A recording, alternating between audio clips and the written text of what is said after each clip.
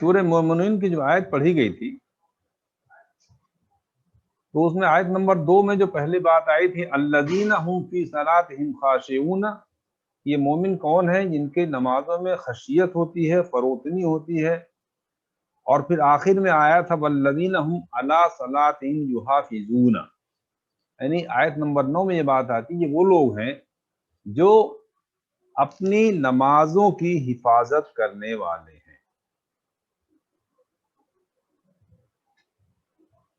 یحافظون. اب مسئلہ بات جو چلی تھی وہ اس بات پہ چلی تھی کہ نمازوں کی حفاظت کے سلسلے میں ہم کتنے سنسیئر ہیں. آج کوئی بھی پروگرام گھروں میں ہوتا ہے، کسی فنکشن میں آپ جاتے ہیں تو سب سے پہلے آپ اپنی نماز کو چھوڑ دیتے ہیں، یا تو لگتا ہے نماز معاف ہو گئی ہے. بڑے بڑے مجمع آپ دیکھیں گے، شادی گھروں میں دیکھیں گے، پروگراموں میں دیکھیں گے، ایک بھی آدمی ایسا نہیں لگے گا مسلمان ہے اور نماز کے وقت پر نماز پڑھ رہا ہے یا نماز پڑھنے وہ جا رہا ہے. آرام سے بیٹھے ہیں، کوئی ایک دوسرے کا تاکید بھی نہیں کرتے، اور پوری کی پوری امت جو ہے غفلت میں پڑی رہتی ہے. اسی طرح ہم گھروں سے باہر جاتے ہیں، ہم یہ بھی نہیں معلوم ہم نمازوں کو کیسے ادا کریں، کیسے ہماری نمازیں محفوظ رہے. تو اس سلسلے کی چند احادیث ہیں. کل ہم نے ایک اسپیشل پروگرام بھی کیا تھا تو وہ ریکارڈ نہیں ہو پایا، آج ریکارڈنگ کا انتظام پورا ہو گیا ہے، تو اس سلسلے کی حدیثیں سن لیجئے آپ.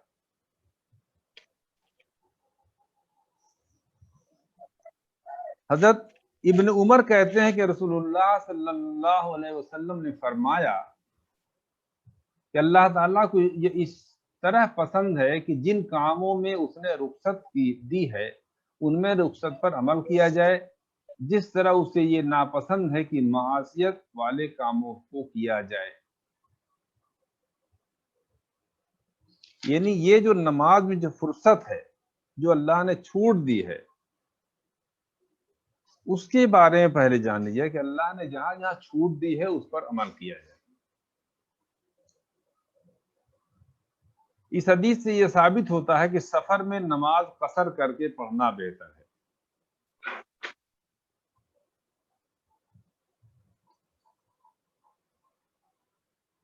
اب یہ بھی ایک بحث کا موضوع ہے اور الگ علماء جو ہیں ان کی رائے الگ ہے.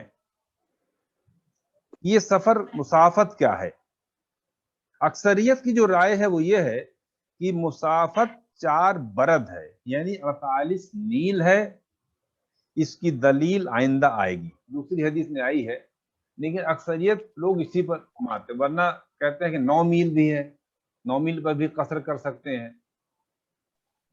لیکن جو لوگوں نے سب کی زیادہ فقیہوں کی رائے جو کہتے ہیں کہ یہ ہے کہ یہ 48 میل ہے. تو یہ اکثریت کی رائے ہم نے بیان کر دیا، لیکن اس کے بارے میں اور بھی کئی احادیثیں ہیں. 9 میل بھی ہے، 100 کلومیٹر، پھر کہاں سے شروع ہوگی یہ بھی دیکھا جائے گا. اب یہ بات ہے کہ اللہ نے آپ کو سفر میں چھوٹ دے دی کہ آپ 4 رکعت کی نماز کو 2 کر لیں، اور جو 3 رکعت ہے اس کو اللہ نے 3 رکعت ہی رہنے دیا. اسی کتاب میں یہ بات آئی ہے کہ دراصل جو مغرب کی نماز 3 رکعت ہے یہ نماز دراصل جو ہے دن کی وتر ہے. جس طرح رات کی وتر ہے تو نماز مغرب دن کی وتر ہے، یہ دن کی وتر ہے. اور دراصل ہجرت کے پہلے 2 ہی رکعت فرض تھی. ہجرت کے بعد پھر اللہ نے مقیم کے لیے 2 کو 4 کر دیا اور مسافر کے لیے 2 کو 2 ہی رکھا. یہ چینج آیا. اب مسافر اپنی نماز کیسے ادا کرے؟ یہ بخاری مسلم کی حدیث ہے.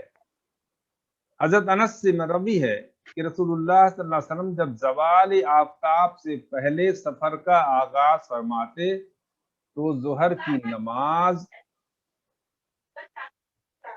عصر کی نماز تک مؤخر کر لیتے. دھیان سے سنیے گا، اس میں کنفیوژن نہ ہونے پائے. زوال آفتاب سے پہلے جب سفر شروع کرتے تھے، یعنی جب سورج ڈھلنے کے پہلے، یعنی سورج جیسے ڈھلتا ہے اس کے چند منٹ کے بعد ظہر شروع ہو جاتی ہے، یعنی وہ وقت نہیں ہوا ہے سورج ڈھلنے کے پہلے، یعنی اسے ہم کہتے ہیں زوال. اگر سورج ڈھلنے کے پہلے سفر کا آغاز کرتے تو ظہر کی نماز کو مؤخر کر دیتے، اس میں تاخیر کر دیتے، اور عصر کے وقت جب موقع پر اگر پہنچ جاتے جہاں جانا ہوتا تھا تو ظہر اور عصر ایک ساتھ ہوتے. یہ بات سمجھ میں آ گئی ہوگی. اور جب آفتاب آغاز سفر سے پہلے زوال پذیر ہو جاتا، یعنی جب سفر جب شروع کرتے تو زوال ہو جاتا، یعنی ظہر کا وقت اب شروع ہو گیا. اب جب سفر پر جائیں گے تو ظہر ادا کر کے سفر پر روانہ ہوتے تھے.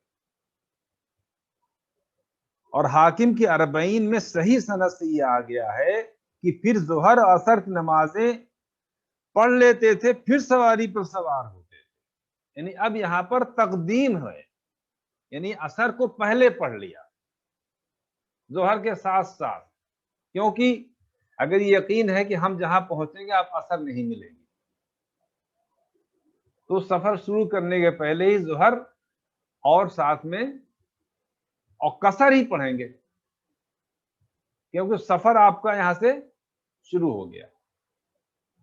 تو نمازوں کی حفاظت کے سلسلے میں یہ اصول ہوا تقدیم کا اور تاخیر کا، کس طرح ہم دو نمازیں دوران سفر جوڑ سکتے ہیں، ظہر عصر اور ادھر مغرب اور عشاء.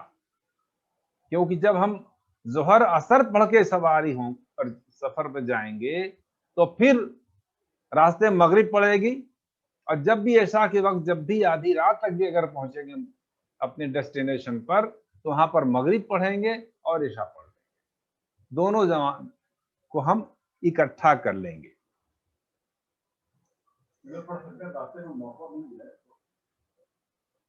اس حدیث کے روح سے سفر میں ظہر عصر مغرب عشاء کو جمع کر کے پڑھنا جائز ثابت ہے.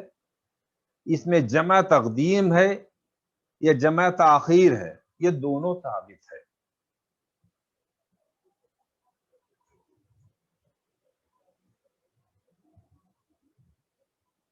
اسی طرح دوسری حدیث ہے، حضرت معاذ بن جبل یہ روایت کرتے ہیں کہ ہم غزوہ تبوک کے موقع پر رسول اللہ صلی اللہ علیہ وسلم کے ہمراہ نکلے تو آپ نے ظہر اور عصر کی نمازیں اکٹھی پڑھی. سفر میں ظہر عصر ایک ساتھ پڑھتے تھے اور مغرب و عشاء ایک ساتھ پڑھتے تھے. غزوہ تبوک جنگ کا میدان بہت دور جانا تھا تو راستے میں دونوں نمازوں کو جمع کر لیتے تھے. تو یہ تو جمع بین الصلاۃ ہے کہ آپ کس طرح سفر میں جب ان نمازوں پر کو جمع کر لیں گے تو راستے میں نماز آپ کی چھوٹے گی. آپ ایسے شیڈول بنا کے ایسی اسکیم بنا کے گھر سے نکلیں گے کہ پہلے دو نمازیں آپ کی ہو گئیں، اب تیسری اور چوتھی جب پہنچیں گے وہاں پڑھ لیں گے تو ہماری کوئی نماز قضا نہیں ہوگی، یعنی قضا جیسی کوئی بات آنے کا کوئی سوال ہی نہیں ہوگا. میں خیال آپ لوگوں کو یہ بات سمجھ میں آئی ہوگی کہ کس طرح سے ہمیں نماز کی حفاظت کرنا ہے. یہ نماز کی حفاظت کا ایک طریقہ ہے کہ کسی بھی صورت میں ہماری نماز چھوٹنے نہ پائے مسافرت کے دوران. اب ایک مرض کے بارے میں بھی ہے ایک حدیث، حضرت عمران بن حسین رضی اللہ عنہ سے روایت ہے کہ مجھے بواسیر کا مرض تھا، اس صورت میں نے نبی صلی اللہ علیہ وسلم سے نماز پڑھنے کے بارے میں دریافت کیا تو آپ نے فرمایا کھڑے ہو کر پڑھو اگر ہو سکتا ہے، اگر نہیں پڑھ سکتے تو بیٹھ کر پڑھو، اس کی بھی طاقت نہ ہو تو پھر پہلو کے بل لیٹ کر پڑھ لو. بیٹھنے کی صورت میں بعض کے نزدیک 4 زانو ہے اور بعض کے نزدیک تشہد کی سی صورت ہے. تشہد میں ہم بیٹھتے ہیں اس طرح بیٹھ جائیں، یہ الٹی پلٹی مار کے بیٹھ جاتے ہیں 4 زانو، دونوں صورت ہو سکتی ہے. بات یہ ہے کہ مریض جس سے آسانی سے بیٹھ سکتا ہے وہ بیٹھ لے، اس پر کوئی تکلیف نہ ہو. اسی طرح سے چت لیٹ کر پڑھنے کی بھی گنجائش ہے. اب ایک مسئلہ اور جان لیجئے کہ بہت جگہ جو لوگ بیٹھ کے نماز پڑھتے ہیں، خاص کر کے عورتیں، تو آگے تکیہ رکھ لیتی ہیں، تکیہ پر سجدہ کرتے ہیں. تو یہ بالکل غلط ہے. بیٹھ کے نماز پڑھنے کا اصول اس حدیث میں دیا ہوا ہے. اس کو سن لیں. حضرت جابر رضی اللہ عنہ سے روایت ہے کہ نبی اکرم صلی اللہ علیہ وسلم نے ایک مریض کی عیادت فرمائی تو دیکھا کہ وہ تکیے پر نماز پڑھ رہا ہے. آپ نے وہ تکیہ دور پھینک دیا اور فرمایا زمین پر نماز پڑھ اگر تیرے بس میں ہے، ورنہ سر کے اشارے سے پڑھ لے. ہاں، اپنے سجدوں کے لیے رکوع کی بنسبت ذرا نیچے جھکو. کلیئر ہوا؟ کوئی اور شرط نہیں ہے. ہم نے مساجد میں دیکھا کہ لوگ جب بیٹھیں گے تو ہاتھ ایسے کتے کی طرح پھیلا دیں گے. کہیں ایسا کچھ نہیں ہے. آپ کو بیٹھنا سیدھے بیٹھیے. فرق اتنا ہے کہ رکوع کے لیے تھوڑا جھکیں گے اور جب سجدے کے لیے اشارہ کریں گے تو رکوع سے زیادہ جھکیں گے، سر کو جھکائیں گے. اتنا ہی فرق ہے. یہ کہ آگے ٹیبل پر میں بیٹھا ہوں، ایک تکیہ رکھ لیا، اس پر جا کے سجدہ کر رہے ہیں، سمجھتے ہیں بہت بڑے نمازی ہو گئے. اس کی دلیل نہیں. یہی حدیث ہے بیٹھ کے نماز پڑھنے کی.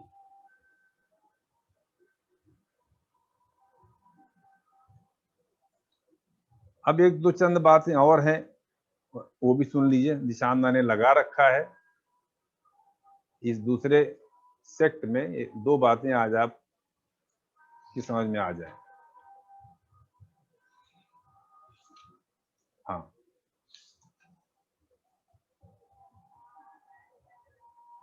سجدہ سہو کا بیان.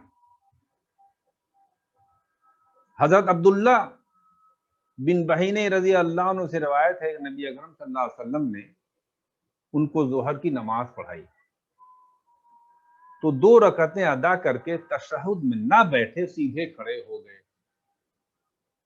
اور مقتدی بھی آپ کے ساتھ کھڑے ہو گئے، یہاں تک کہ آپ نے نماز پوری ادا کر لی. لوگ سلام پھیرنے کے انتظار میں تھے کہ آپ نے بیٹھے ہی اللہ اکبر کہا اور 2 سجدے کیے سلام پھیرنے سے پہلے. اس کے بعد پھر سلام پھیرا. مسلم کی روایت ہے کہ ہر سجدے کے لیے اللہ اکبر کہتے تھے اور لوگوں نے بھی آپ کے ساتھ سجدہ کیا، جو بھول جانے کے قائم مقام ہے. یعنی 2 رکعت کے بعد تشہد میں نہ بیٹھنا یہ سہو تھا، یہ بھول تھی. یہ 2 سجدے اس غلطی کو سدھار دیتا ہے.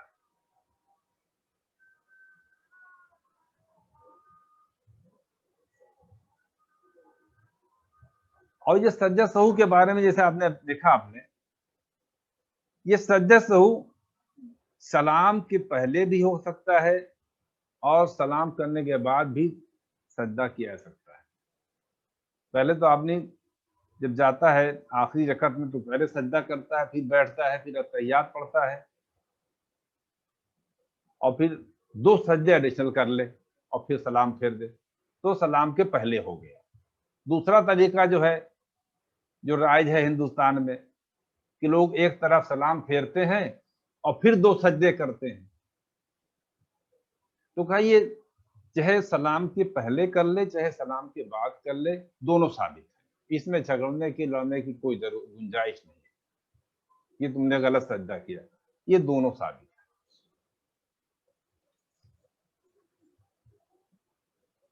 اب ایک بات اور دیکھ لیے جو بہت ہوتا ہے اکثر،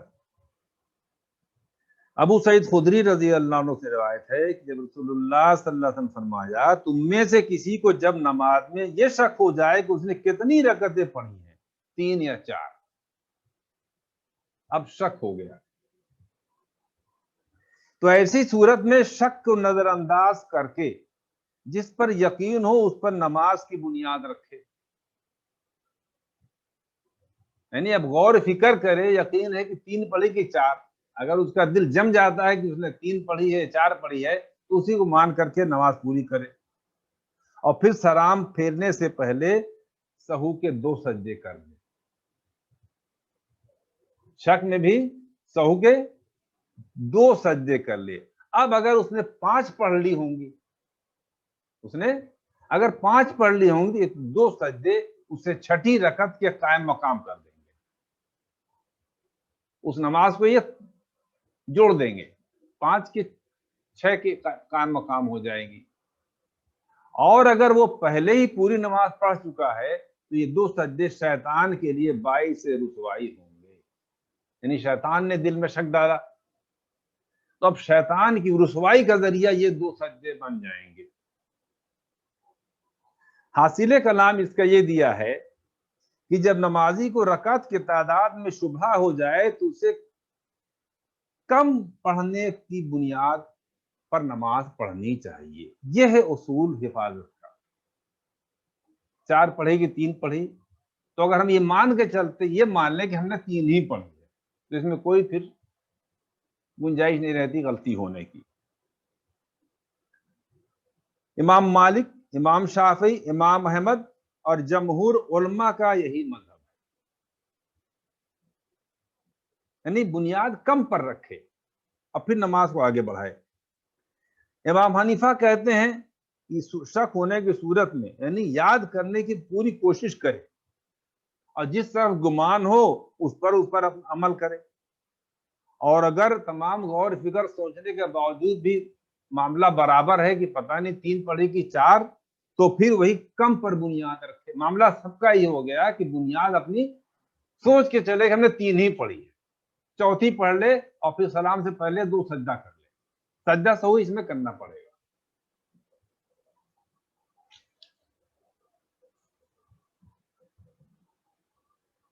ایک بات اور جان لیجئے، چھوٹی چھوٹی باتیں ہیں جو بتاتا نہیں ہے، اس لیے ہم لوگ یہ آن لائن جو یہ باتیں چلتی ہیں اس میں پہلی بار ہم لوگ مسائل رکھ رہے ہیں، اسے رکھتے نہیں۔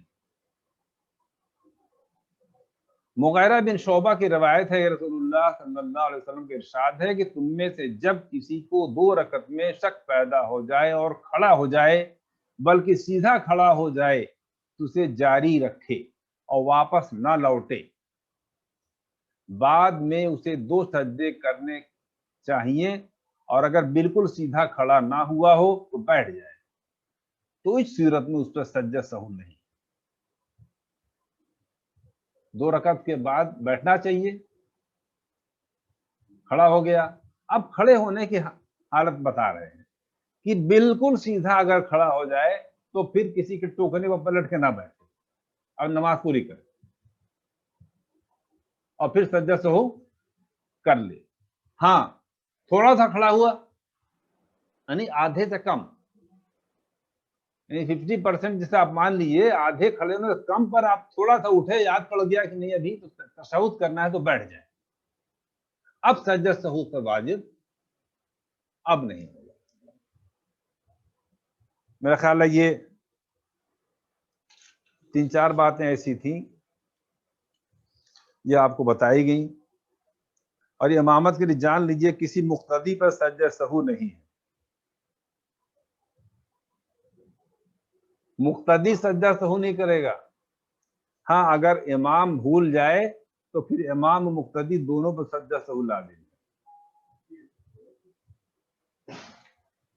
امام غلطی کرے گا تو وہ سجدہ سہو کرے گا تو پیچھے سب کو کرنا پڑے گا، اور مقتدی سے کوئی بات ہو گئی، مقتدی سے کیا مطلب، وہ تو پیچھے فالو کر رہا ہے امام کو، تو الگ سے وہ سجدہ سہو نہیں کرے گا اگر وہ مقتدی کے ساتھ ہے، امام کے ساتھ ہے۔ امام کے جب تک پیچھے ہے اس دوران مقتدی سے کوئی غلطی ہو بھی رہی ہے تو کوئی سجدہ سہو نہیں ہوگا، امام سے الگ اگر ہے تب اسے سجدہ سہو کرنا پڑے گا۔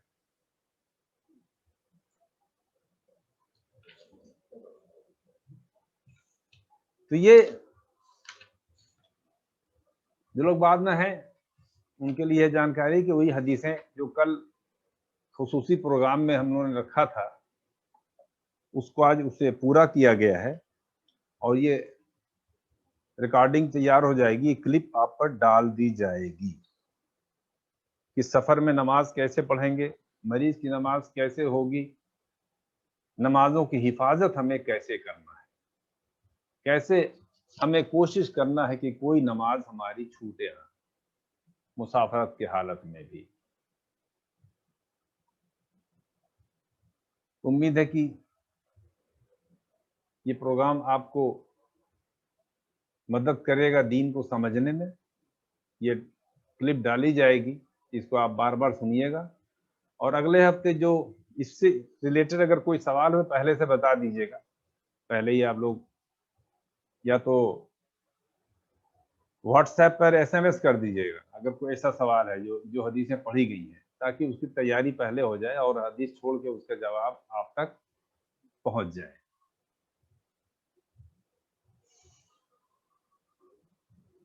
تو بات وہیں سے شروع ہوتی ہے کہ اللہ تعالیٰ جو ہے ہم لوگوں کی نمازوں میں خشیت پیدا کر دے، ہم لوگوں کو جو ہے زکوٰۃ ادا کرنے والا بنا دے، اللہ سے جو ہم نے عہد کیا ہے، جو پاس ہم نے اللہ کے کیا ہے اس کو پورا کرنے والا بنا دے، اور ہم سب کو اپنی نمازوں کی حفاظت کرنے کی توفیق عطا فرما دے۔ جیسے کہ پہلے ہی بتایا گیا تھا کہ ہماری نماز ہمارے ایمان کو ظاہر کرتی ہے، نماز یہ بتاتی ہے کہ شخص ایمان والا ہے، ایمان والے کی پہچان نماز ہے، ایمان کا مظہر نماز ہے۔